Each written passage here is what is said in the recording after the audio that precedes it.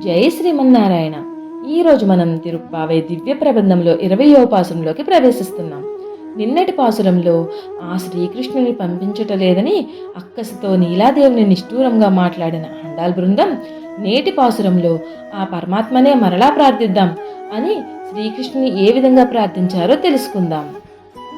నిన్ను ఆర్తితో ఆశ్రయించక ముందే 33 కోట్ల దేవతల భయాన్ని పోగొట్టి రక్షించిన ఓ పరందామా, బలశాలి నిద్రమేలుకు, స్వర్ణ కలశము వంటి వక్షస్థలం కలిగిన అరవీర భయంకర పరాక్రమశాలి మేలుకో తండ్రి, బంగారు కలశముల వంటి వక్షస్థలముతో, దొండపండు వంటి ఎర్రని పెదవులతో, సన్నని నడుముగల నప్పిన్నా ఓ నీలాదేవి, నీవు కూడా మేలుకో తల్లి.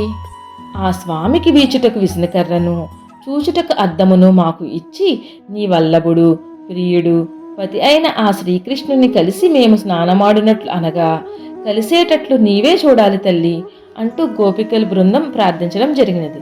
ఆండాళ్ దివ్య తిరువడుగలే శరణం.